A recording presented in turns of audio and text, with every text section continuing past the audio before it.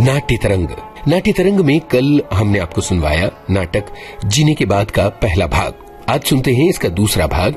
ये नाटक Heinrich Ibsen के मूल अंग्रेजी मंच नाटक का हिंदी रूपांतरण है। रूपांतरकार केशव स्वामी, निर्देशक कमल दत्त, प्रस्तुति आकाशवाणी के दिल्ली केंद्र की। तो चलिए सुना जाए नाटक जीने के बाद दूसरा भाग। माया, मैं तुमसे कुछ कहना चाहता हूँ। कहो। तुम जानती हो माया, यहाँ आने के लिए मैंने तुम्हें मंजूरी क्यों दी थी? मेरा ख्याल है वजह वो महिला है, मादम वान सेटॉफ। हाँ, वो हमेशा पीछा करती रही है। कल रात भी वो यहाँ आई थी। लेकिन मेरा उससे रहने दो रूपक, मुझे यकीन है तुम उसे अच्छी तरह जानते हो। मुझसे मिलने के बहुत पहले से ही। तुम्हें मिलने के बहुत पहले ही मैं उसे भूल चुका हूँ। उस महिला को भी जो तुम्हारी मॉडल रही हो। हाँ, मेरा काम पूरा हो चुकने के बाद। और फिर मुझे तो पता भी नहीं था कि वो इन दिनों यहाँ है। तुमने मेहमानों की सूची में उसका नाम समाचार पत्रों में देख लिया होगा। हाँ, लेकिन मुझे ये मालूम नहीं था कि आजकल उसका नाम क्या है। वान सेटॉफ जैसा नाम मैंने पहले कभी नहीं सुना। गॉड, और इसीलिए रेवक तुम अशांत हो। हाँ माया, और कितना व्याकुल। तो फिर आखिर तुम चाहते क्या हो? जिंदगी, जिंदगी माया। जिंदगी। तब हम दोनों अलग क्यों नहीं हो जाते? तुम इसके लिए तैयार होगी? हाँ, यदि और कोई चारा नहीं है तो। नहीं, शायद एक और तरीका है। तुम फिर उस महिला की बात सोच रहे हो ना? हाँ, ये सच है। जब से मेरा उसके साथ पुनर्मिलन हुआ है, मैं लगातार उसके बारे में ही सोच रहा हूँ। माया, मैं तुम्हें कुछ बताना चाहता हूँ। कहो। माया, यहाँ मेरे दिल के अंदर खुफिया ताले वाली एक छोटी सी पिटारी है। Really? जिसमें कलाकार के रूप में मेरे सारे सपने सजोए हुए हैं। जब बिना कोई पता छोड़े वो लापता हो गई तो वो ताले बंद हो गए। चाबी उसी के पास थी और जाते वक्त वो साथ ले गई। तो उस ताले को फिर से खोलने के लिए उसे बुला क्यों नहीं लेते? माया, वो यही तो है, और ये भी साफ है कि वो इस पिटारी के लिए ही यहाँ आई है। नहीं, इस बारे में मैंने उससे एक लफ्ज भी नहीं कहा। मेरे प्यारे रूपक, इतनी सरल बात के लिए इतना बड़ा नाटक रचना क्या जरूरी है? तुम इसे सरल मानती हो? बिल्कुल। तुम्हें छूट है रूपक, जिसके पास जाना चाहे चले जाओ। आज से मैं बस अपनी ही राह चलूंगी। माया। हाँ। माया, मैं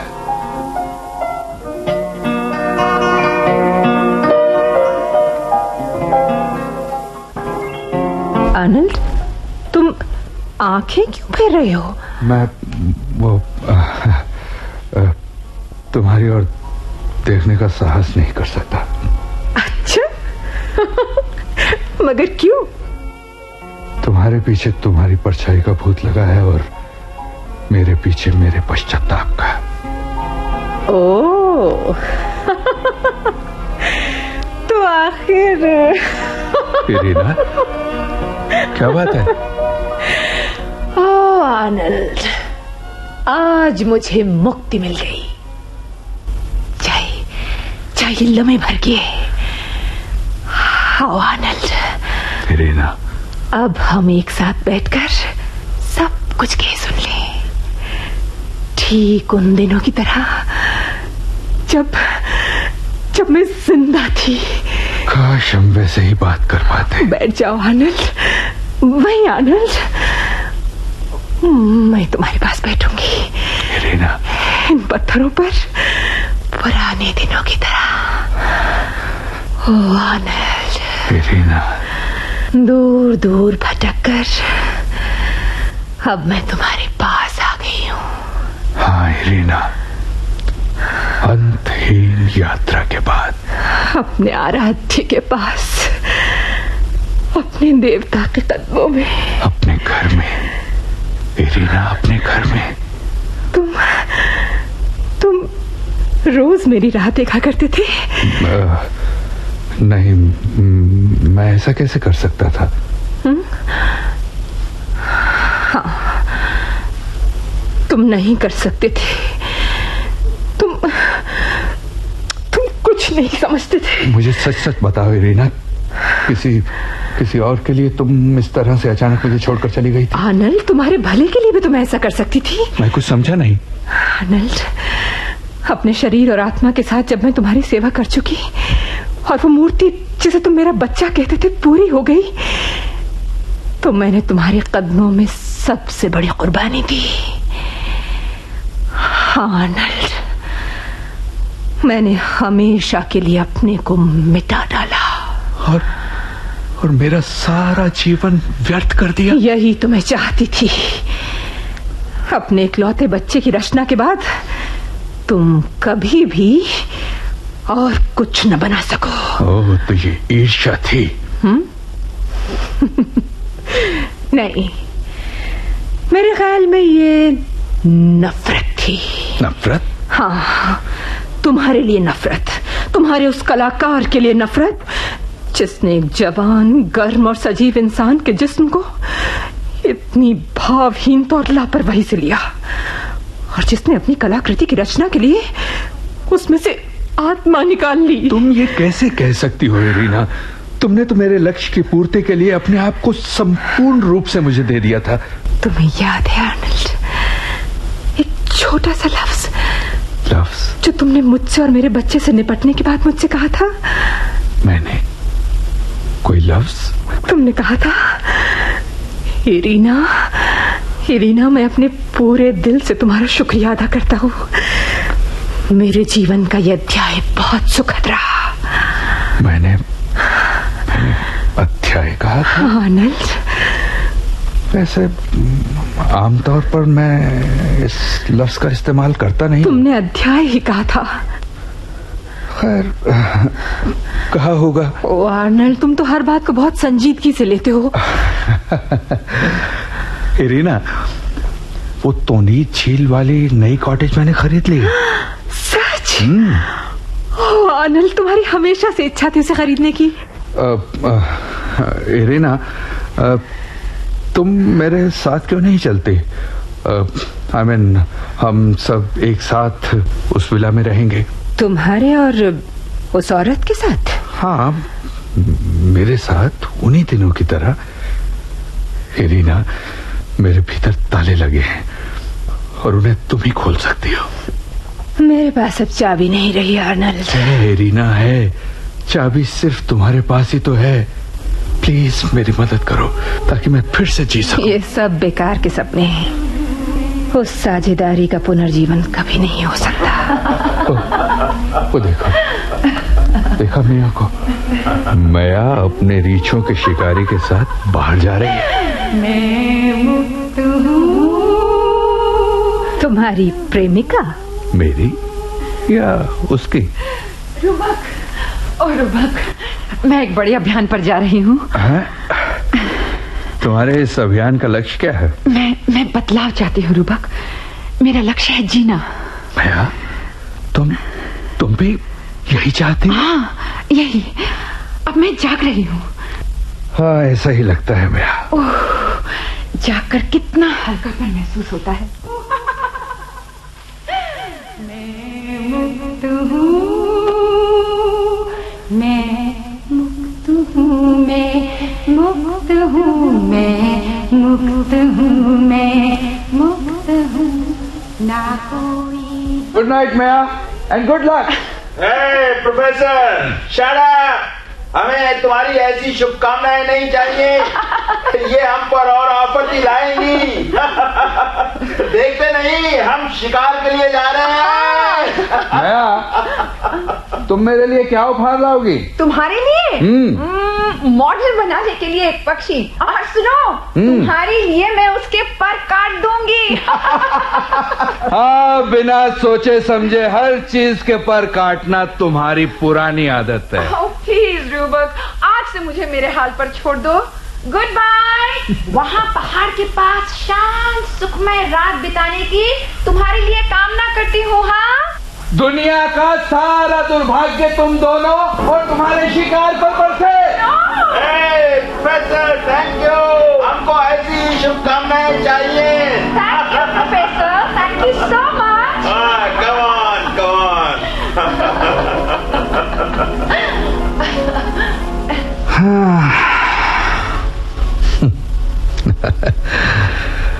पहाड़ों पर शांत सुखमय रात। हाँ, शायद वही जिंदगी है। तुम मेरे साथ ऐसी रात चाहते हो? हाँ इरीना, आओगी वहां? मेरे देवता, मेरे आराध्य इरीना।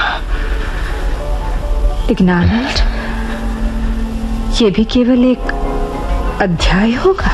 इरीना, इधर उधर मत देखो आनंद। क्यों, क्या हुआ? वो मुझे घूरता हुआ एक चेहरा। कहाँ? अब हमें विदा लेनी चाहिए। नहीं, तुम उठो मत।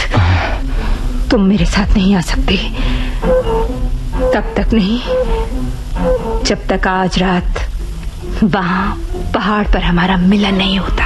तुम आओगी इरीना? हाँ, वचन देती हूँ। ओह इरीना।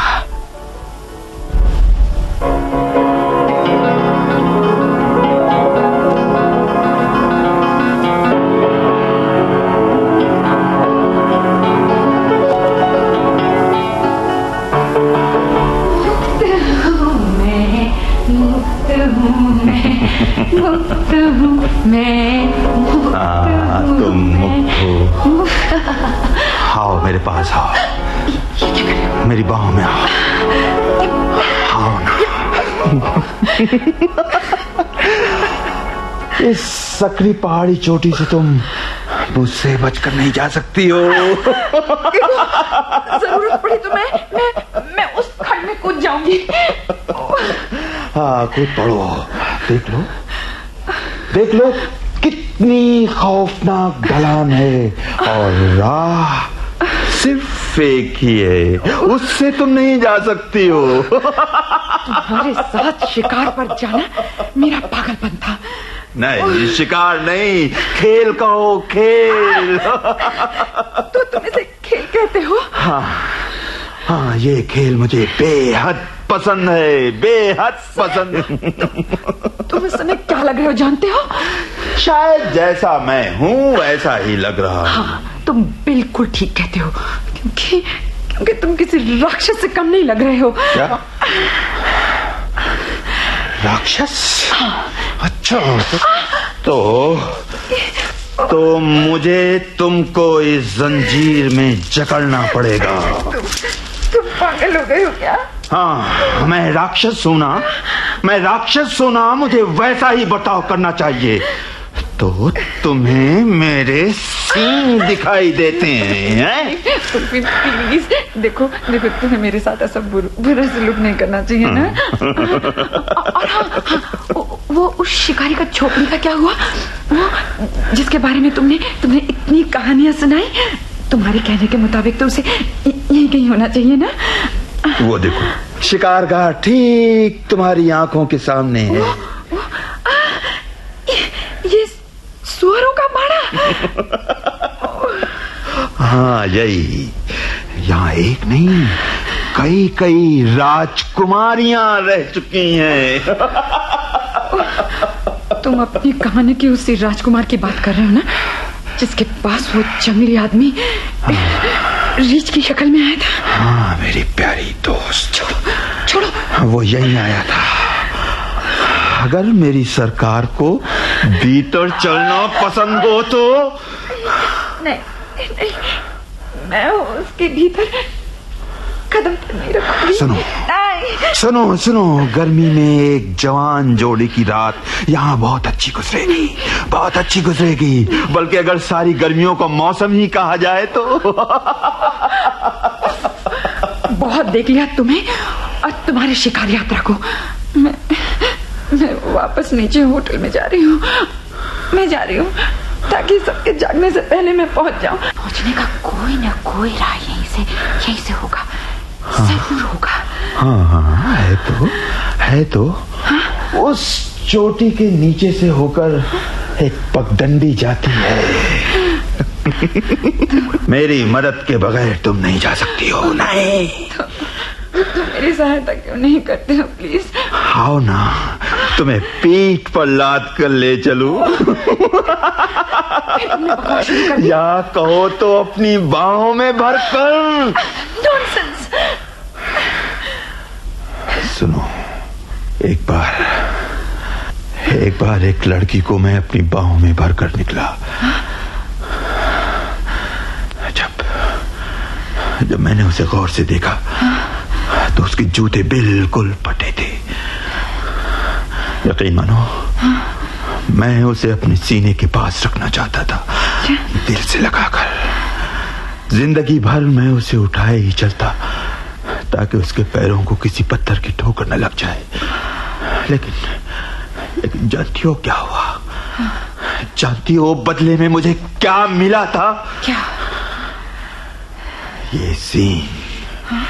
ये सींग जो तुम्हें इतने साफ दिखाई पड़ रहे हैं। अच्छा, एक और कहानी इससे भी ज्यादा दिलचस्प है। हाँ, पता, एक मूर्ख लड़की अपने माता पिता के साथ एक निर्धन घर में रहती थी। इसी निर्धनता में उसके पास एक संपन्न व्यक्ति आया और उसे बाहों में भर के ले गया। दूर दूर तक उस लड़की के साथ घूमता रहा।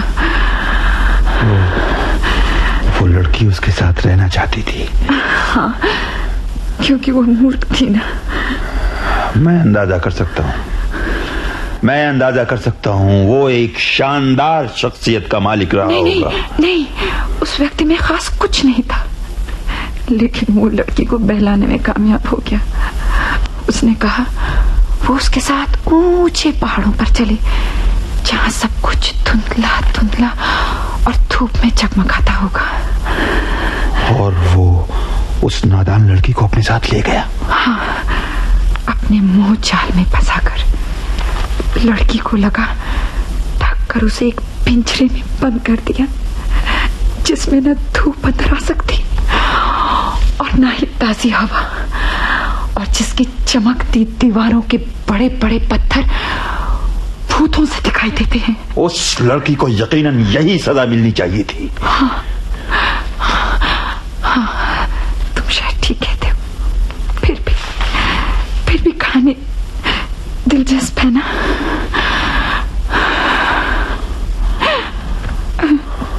शायद मेरे शिकार की संगनी। मेरी बात सुनो। अब क्या कहना है तुम्हें? मिया, हाँ? क्या हम दोनों की राहें एक नहीं हो सकती? अपनी अपनी जिंदगी के टूटे टुकड़ों को जोड़कर क्या हम नई जिंदगी नहीं शुरू कर सकते? कुल्फी, लेकिन जब ये जोड़ भी टूट जाएंगे फिर क्या होगा? तब हम मुक्त हो जाएंगे जैसे आप आए। हाँ? चलो, इन बातों को छोड़ो। आओ चलिए। कहाँ मिया? वो नीचे होटल में। और उसके बाद हम दोनों एक दूसरे से विदा लेंगे ये कहकर कि तुम्हारे साथ के लिए धन्यवाद। मिया, लेकिन अब हम जुदा हो सकते हैं क्या? क्यों नहीं? मैं तुम्हारे साथ बंद तो नहीं गई ना? सुनो मैया सुनो, तुम्हें भेंट करने के लिए मेरे पास किला है। वो इस झोपड़ी जैसा? अभी तक वो खंडहर नहीं बना। शायद तुम मेरे लिए नई दुनिया की रचना भी कर दोगे। मैया, मैंने तो किले के बारे में कहा था सिर्फ। धन्यवाद उल्फीम। एक पालतू पक्षी की नजर का पहरा मुझ पर रहता है हमेशा उल्फीम। उसके पंखों में हम गोली मार देंगे। उल्फीम, तो आओ और मुझे गहराइयों में उठा ले चलो उल्फीम।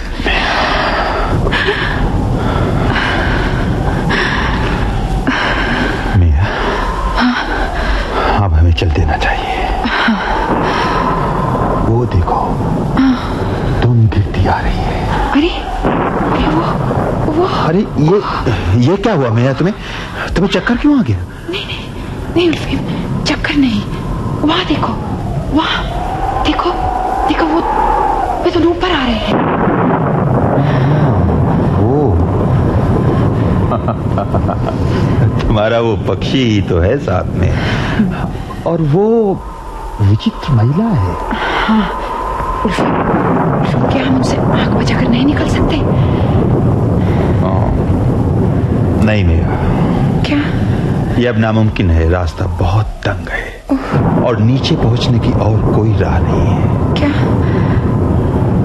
ठीक है उल्फीम, ठीक है, तो हम उनका सामना यहीं करेंगे। अरे वाह मेरे दोस्त, ये हुई ना रीछों के शिकारी जैसी बात। वाह, ओ मैं, हम दोनों को एक बार फिर मिलना था। हाँ, यहाँ ऊपर नहीं आओगे क्या? क्यों नहीं?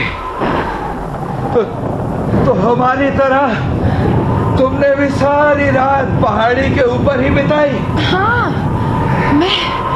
मैं शिकार कर रही थी। तुम्ही ने तो इजाजत दी थी रूपक। तुम लोग उस पगडंडी से आए हो क्या? हाँ, अरे तुमने देखा तो था हमें आते हुए। और ये विचित्र महिला भी इसी राह से? हाँ, इससे हम दोनों ने एक ही राह पर चलने का फैसला किया है। अरे क्या तुम नहीं जानते थे प्रोफेसर कि उस राह पर आना जान पर खेलना है? जानते थे, लेकिन हमने कोशिश करना उचित समझा। हाँ, शुरू में तो हमें कोई मुश्किल नहीं हुई। हाँ, शुरू में कुछ भी मुश्किल नहीं होता। मुश्किल तो होती है बीच में, जहाँ ना तुम आगे बढ़ सकते हो और ना पीछे ही हट सकते हो। क्या? हम खिलाड़ी लोग उसे चिपकना या गड़ जाना कहते हैं। तुम मुझे उपदेश दे रहे हो? अरे छोड़ो प्रोफेसर, खुदा न करे मुझे किसी को उपदेश देना पड़े। लेकिन तुम्हें दिखता नहीं तूफान हम पर उमड़ा आ रहा है? आंधी की तपेड़ों की आवाज सुनो।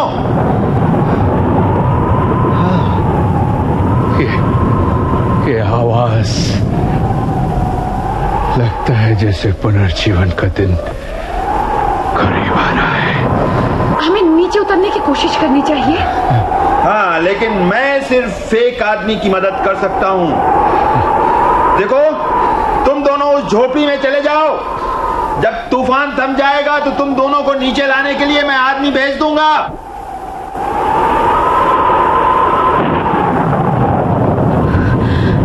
सुना तुमने आनंद? वो मुझे लेने आ रहे हैं। लोगों की भीड़ आएगी, भीड़। घबराओ नहीं इरीना, उनके साथ वो भी आएगी। वो काले लिबादे वाली। कई घंटों से वो मुझे खोज रही होगी। मुझे पकड़कर वो शिकंजे में जकड़ देगी आनंद।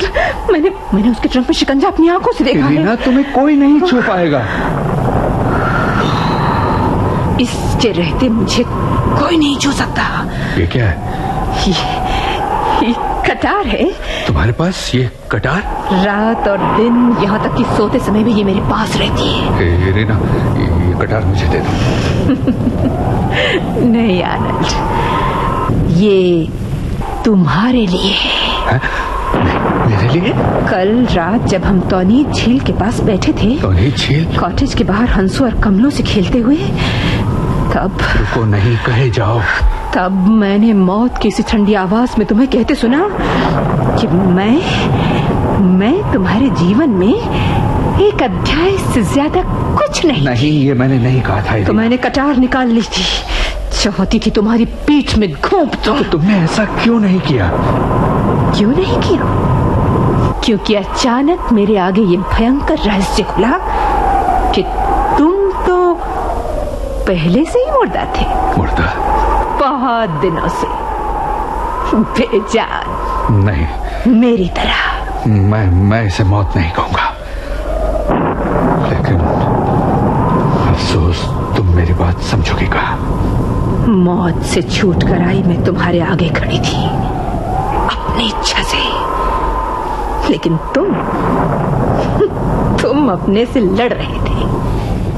उस समय कश्मकश थी तुम में, मेरे प्रति दहकती कामना नहीं। रीना, हमारा प्यार अभी मरा नहीं। जो प्यार हमारी सांसारिक जिंदगी में था वो हम दोनों के लिए मर चुका है। नहीं रीना, मेरे दिल में अब भी प्रेम चल रहा है, लेकिन मुझ में मैं अब क्या हूँ तुम शायद भूल गए हो। क्या हो, क्या बनोगी, मुझे इसकी चिंता नहीं। तुम मेरे लिए वही नारी हो जिसकी कल्पना मैंने सपनों में की थी। तुम्हारे बाद मेज पर नग्न खड़े होकर मैंने अपनी नुमाइश सैकड़ों आदमी के आगे की है। मैं ही था जिसने तुम्हें मॉडल बनाया। मैं उस वक्त अंधा था, मैं निर्जीव मिट्टी की मूर्तियों में उलझा था। जीने का सुख मैंने नहीं जाना था और ना ही प्यार करने का। लेकिन आनंद, अब बहुत देर हो चुकी है। जो कुछ भी हो, मेरी नजर में तुम्हारा गौरव वैसे ही बना हुआ है। जानते हो आनंद, जीने की चाह मुझ में मर गई थी, अब मैं जागी हूँ रीना, और तुम्हारी कामना करती हूँ। लेकिन तुम्हें पाकर मुझे लगा कि जिंदगी और तुम दोनों ही मर चुके हो। नहीं रीना, हाँ आनंद, तुम भूलती हो, हमारे भीतर, हमारे आसपास जीवन में अब भी वैसे ही कंपन है जैसे कभी पहले थी। मौत की नींद से जाके जिस औरत का चित्रण तुमने किया था, वो जिंदगी को ही अर्थी पर लेटा देख सकती है। दुआ हो रीना, दोबारा अपने कब्र में जाने से पहले हम दोनों मुर्दा जिस्म एक बार, सिर्फ एक बार जीवन को पूरी तरह झेले। रीना, मेरी जान, जिन ऊंचाइयों का तुमने वादा किया था, वहाँ जहाँ गौरव की जगमगाहट हो, जहाँ सपनों की दुनिया हो। रीना, मेरी जान, वहीं ऊंचाई पर हम शादी की दावत भी देंगे। आनंद, सूरज जी भरकर हमें वहाँ देख सकेगा। उजाले की संगी शक्तियां नहीं, अंधकार की सभी शक्तियां उन्मूलन होकर भी हमें देख सकेंगी। रीना, अपना हाथ मेरे हाथ में दे दो। रीना, धुंध के सभी घेरे पार कर हमें पहुंचना है सूर्योदय में। रीना, झिलमिलाते सर्वोच्च शिखर पर। आनंद, रीना, मुझे थाम लो आनंद। रीना, आओ आनंद, रीना, मेरा हाथ पकड़ लो आनंद। रीना, चले आओ आनंद। रीना, चले आओ रीना, रीना, रीना, रीना।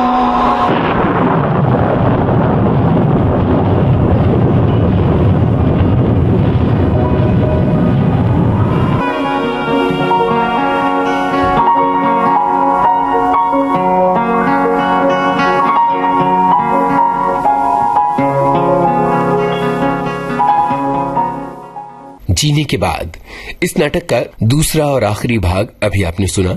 ये नाटक हेनरिक इब्सन के मूल अंग्रेजी मंच नाटक का हिंदी रूपांतरण है। रूपांतरकार केशव स्वामी, निर्देशक कमल दत्त, प्रस्तुति आकाशवाणी के दिल्ली केंद्र की। अब आज का नाट्य तरंग कार्यक्रम खत्म होता है।